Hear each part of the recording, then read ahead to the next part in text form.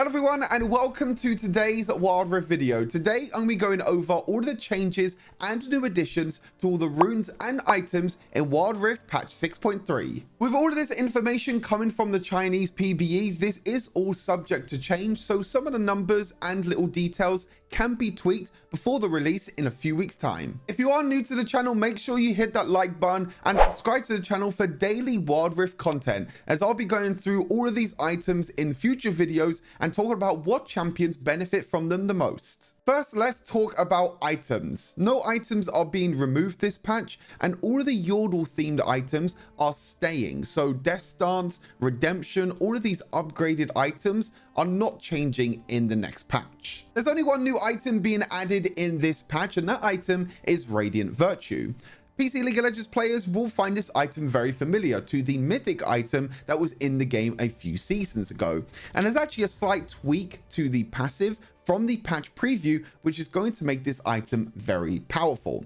So for the build path, you have Kindle Gem plus Chain Vest, and the total gold is 2,850. For the stats, we have 300 health, 45 armor and 15 ability haste. And for the passive, this is where the big difference comes in. So upon casting your ultimate, you transcend, increasing your maximum health for a few seconds. While transcended, you and ally champions within 1,200 range heal for 3% of your maximum health per second over the duration. And the big difference from the patch preview version is on the patch preview, it just said allied champions. So I thought they made a slight tweak to the PC League version, since that item was very strong and had to be removed because it was so broken. On the PC League version, it was you and allied champions. Now, then I thought, okay, on the patch preview, it just said allied champions. So I thought you yourself would not get healed. But that seems like it's been changed, because on the article, it says you and allied champions. So I think this item is going to be very cheap, very strong for any tanks out there that want extra healing when they use their ultimates. Now let's talk about item changes. The first item being changed is Protector's Vow.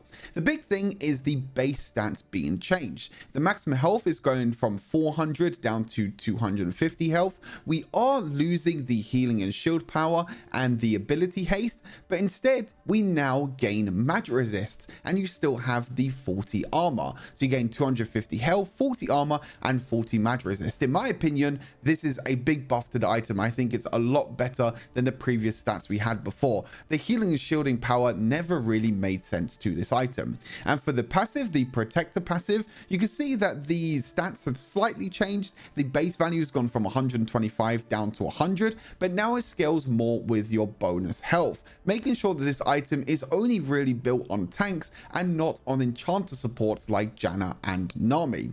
And the duration is still the same for 1.5 seconds, and you can see the cooldown is still 20 seconds as well. But now there's a new part to the passive at the end, which reads: each time you receive damage from a basic attack or an ability, the cooldown of this effect is reduced by 1 second. I think this is absolutely insane. This means that you can probably proc this passive now from Protector's Vow multiple times during a team fight. And if you're a champion like Brom that always stays near the AD carry and tries his best to try and protect his carry more than anyone else in the game, like I said, this passive shield is going to proc multiple times as well. And I think this is going to be a great item coming into patch 6.3. And with the healing and shielding power going away, the build path has also changed as well. We don't have the extra ruby crystal or the forbidden idol. Instead, we now build from Chain Vest and the Spectre's Cowl, which again, I feel like is a much better build path that builds into the armor and magic resist that you get now from Protector's Vow. Moving on to Dawn Shroud, you can see that the base stats have not changed.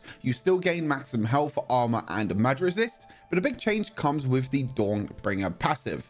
When you immobilize a champion, or when you are immobilized, you still are able to reveal enemy champions and also deal bonus magic damage. You can see the bonus magic damage has actually gone down by quite a bit. The base damage has been halved from 80 down to 40, and now it only scales with 2.5% of your bonus health. But now you have a new part to the passive, which also increases the player's armor and magic resist by 20%.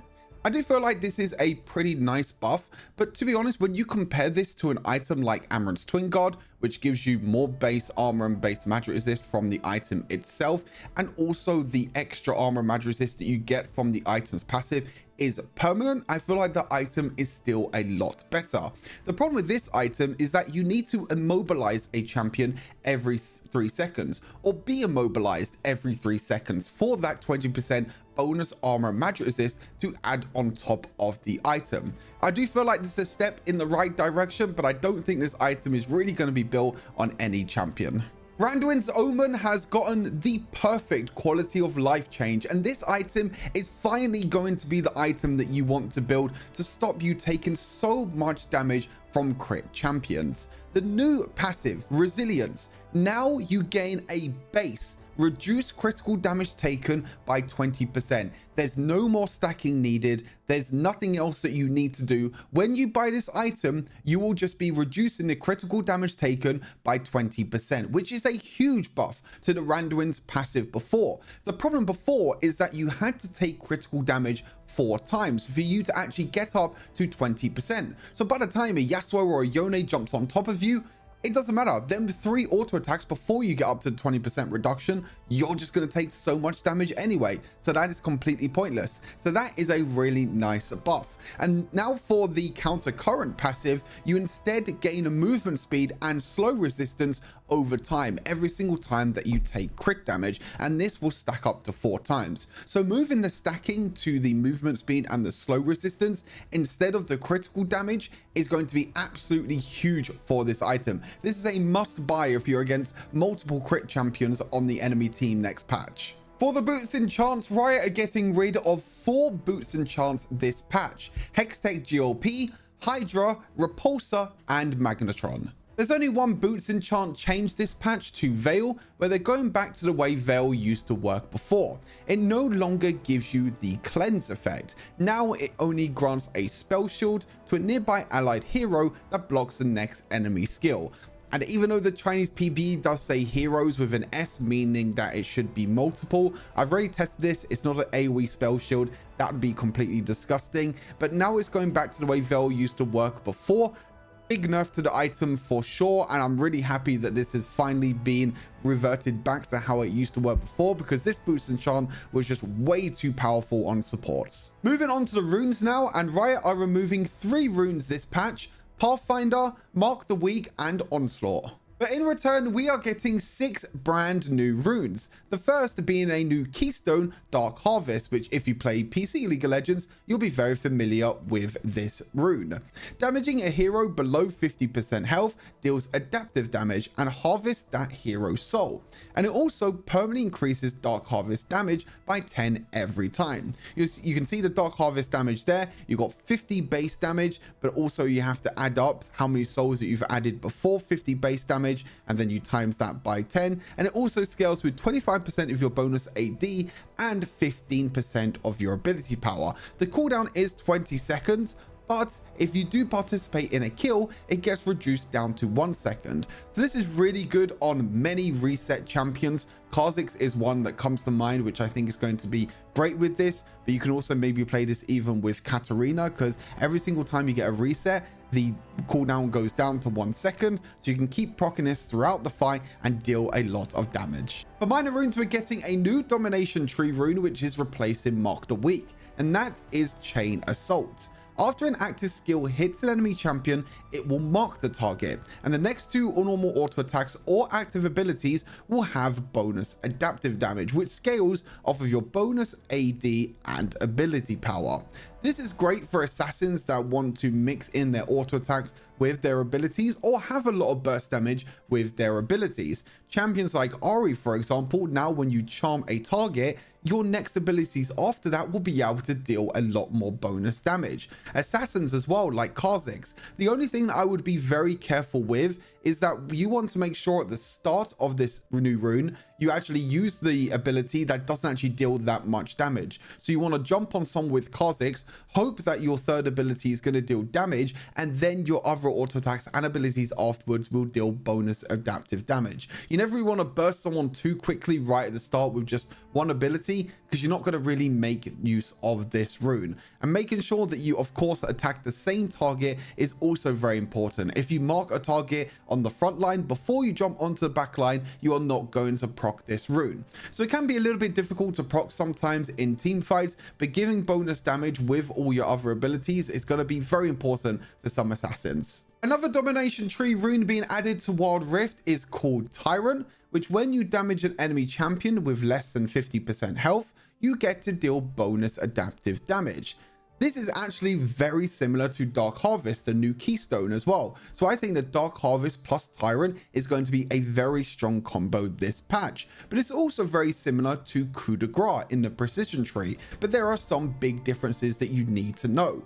Coup de Grace, when someone drops below 40% health, you deal bonus adaptive damage, and that doesn't have any cooldown, meaning that you're just going to deal bonus adaptive damage with your auto attacks and all of your abilities. This only procs once when someone goes below 50% health, so kind of similar to Dark Harvest. Even though this could be very powerful, you do have to keep the cooldown in mind though. Since you can only proc this once every 10 seconds, just bear that in mind when you want to try and jump in and deal a little bit of bonus damage. Moving on to the inspiration tree, and the rune that is going to be replacing Pathfinder is Celerity, which increases all of your movement speed bonuses you gain by 7%, and also gives you an extra 2% bonus movement speed on top of that. The important thing to note with this rune is that you need to have a movement speed bonus to be able to get this extra benefit. Someone like Hecarim, for example, is going to absolutely love this rune. Not only does he have his third ability, which helps with his movement speed, but also with Hecarim, the more movement speed you have, the more damage you're able to deal. There's some other examples that I can give. I don't think these are going to be very good with Celerity, but Jin, for example, with his passive where he gets movement speed, that will be increased by 7% if you take Celerity. And someone like Akshan with his second ability where he gains bonus movement speed, that will also be increased by 7% as well. So that's what you have to think about when you try and pick this rune on some champions in the next patch.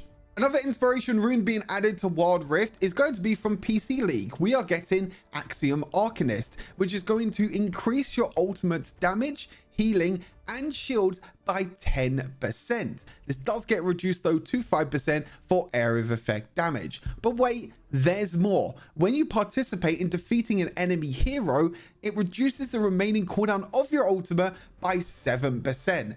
This is going to be an absolute game changer for mages, and I think this will actually make mages take inspiration tree as the main rune choice now, because this is going to give you so much more power with your ultimate, and this also works on true damage as well. I test this on Darius's ultimate, which is going to get increased. So if you think of how much damage some of these mages can do with their ultimate, Victor, for example, with his huge AoE ultimate, Annie, and also Syndra, they're going to be doing so much more damage now in the inspiration tree, and I think this is going to be an absolute game changer. And lastly, in the resolve tree, the rune that is replacing Onslaught is going to be Unshakable. This rune might make tanks completely unkillable.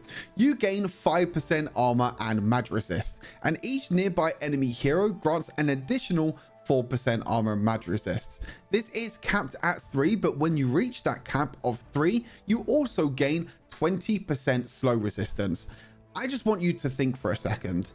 Imagine this rune on tanks such as Ornn or Poppy. Ornn is already a champion that gains bonus armor and mag resist from his passive. If you also add Unshakable on top of that as well, how is any champion, anyone, going to be able to deal any damage to tanks next patch? They can gain up to 17% armor and mag resist from a rune. You add this on top of something like Twin Guard, where is the damage coming on through? They're going to have like 300, 400 armor and mag resist, and you're going to be sitting there struggling to deal damage to these tanks. I would be very, very surprised if this rune gets released with these numbers. We'll have to wait and see until launch, but I'm very scared to try and go up against a tanks with this new rune. And that's going to do it for all the changes happening to items and runes in Wild Rift patch 6.3. Again, just a reminder, these are on the Chinese PBE, so they are all still subject to change, but there also are other changes that are coming to patch 6.3, which we can get information on in the PBE patch notes, which I'll be having a look at in the next few days. So keep an eye out on my channel, make sure you like the video and subscribe to the channel, and I'll see you in the next one. Peace.